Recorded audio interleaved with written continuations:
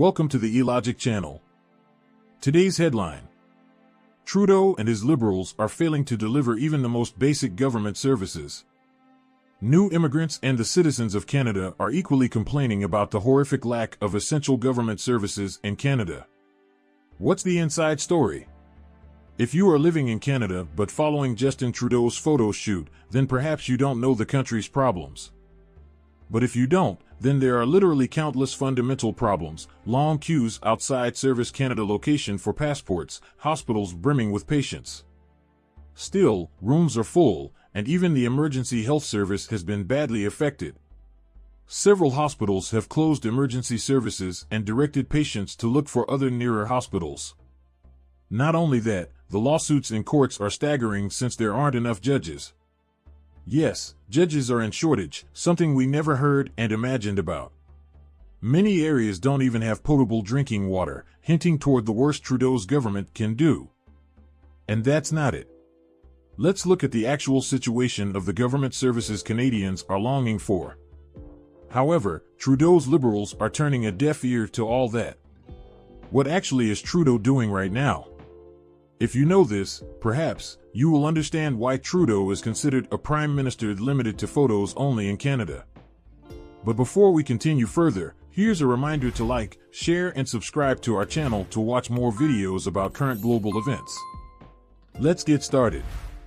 Canada had been a country where millions of people wanted to come and settle to earn a living and experience the highest standards of living. However, Justin Trudeau's government has excessively tarnished Canada's positive picture. So far, he has proved to be a prime minister only active on media, posing for photos and paying lip service to issues. However, the real problems Canada shows demand more than just attention. More government sectors are in dire crisis than the ones that aren't. The problem starts when the native Canadians want to secure a passport to travel abroad. But to do so, they need to have some backpacks or perhaps little huts that can be set outside Canada's passport offices. Literally, hundreds of citizens are waiting in lines to have passports. However, they have to wait for weeks and sometimes months. So lagging is the government service that people must come 5 hours before the offices open to secure a place in long queues outside the offices. Many people, lying in wait, said they put snacks and other eatables in their backpacks and come outside offices to get into the battle of securing passports. The government said that the passport demand tripled and has reached an unprecedented number. Therefore, citizens have to wait. The government's opposition criticized the government for not providing essential services like passports. Before many Canadians can take off, first they have to pack for the sidewalk. A winter coat, chairs, we have some snacks in the bag. Ahmed Zakri arrived at 3:30 this morning, 5 hours before the Toronto passport office opened.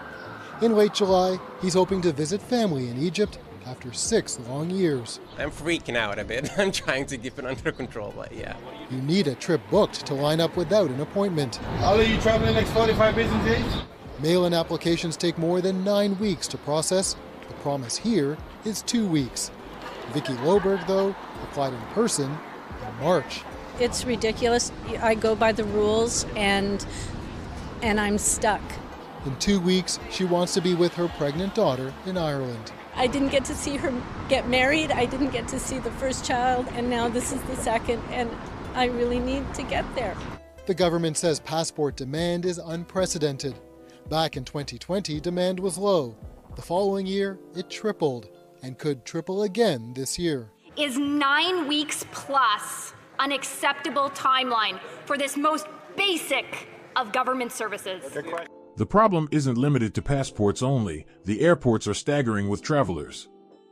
However, more flight cancellations, delays, and baggage losses are making travelers exasperated, especially during vacation. What annoys the travelers the most is the last-second flight cancellation. Even after reaching the destination, travelers must wait for over 5 days to get their lost luggage back.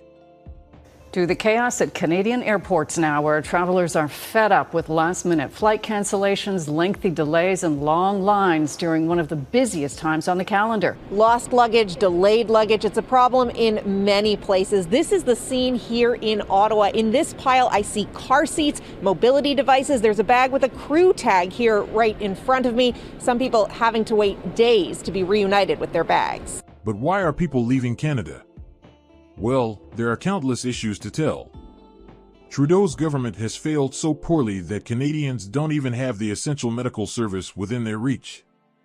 There are fewer doctors and healthcare staff in hospitals, making it life-threatening for the patients. Some of the biggest hospitals in Toronto are warning about a collapse that can occur.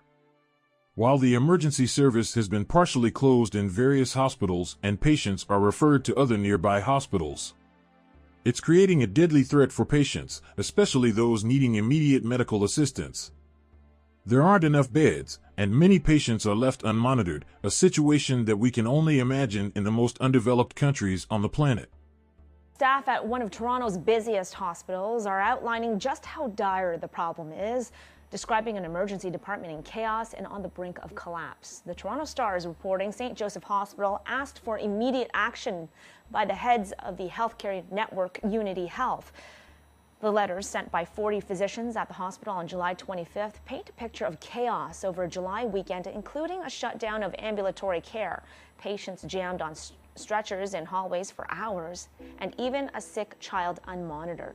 The police says the lack of beds and nurses is a threat to patient safety.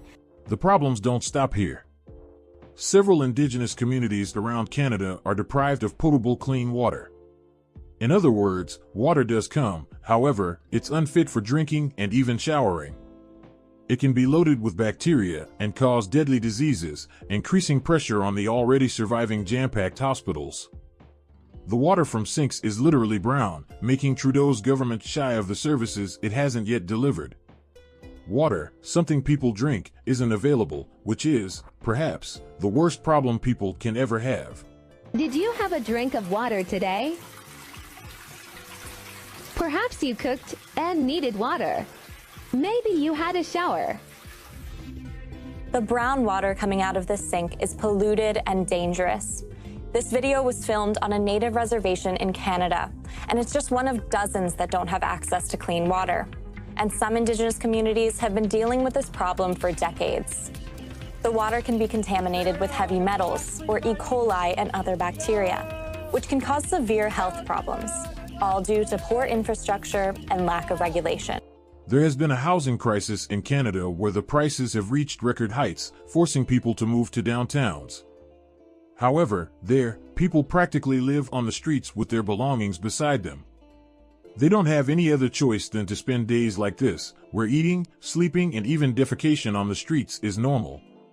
Canada has not experienced such worse conditions in its history, however, now, everything is possible. The devastation was waiting for the homeless living on the streets in downtown areas where police threatened them with severe consequences. Warning notices were given to them, which said that if they didn't clear the streets, all their belongings would be burnt by spilling gasoline. If you live in Canada, there is no chance you might have missed hundreds of people living on the streets. They have improvised some tents and are living in the worst possible conditions. But now, they are facing threats from authorities that they will be removed if they don't clear the streets within the time. Worries on the downtown east side after an alleged threat to burn down tents and belongings. This note was posted on social media by a community member, and the Vancouver Police Department is urging unhoused people to be vigilant after someone began distributing the flyers this weekend. It reads in part, "Tents and belongings on the sidewalks will be burned with gasoline and propane canisters." It goes on to say it's a serious warning to homeless in the area and, quote, "Leave now or suffer the consequences of your selfish addiction." The sign also threatens Insight, a supervised consumption site near Main and Hastings. Structures along a stretch of East Hastings Street were supposed to be cleared last week after the fire department issued an order for their removal because of fire risks, but the city paused the removal work. Just a few weeks ago, police say a stranger doused a woman with a flammable liquid and set her on fire while she sat on the sidewalk on Dunlevy Avenue.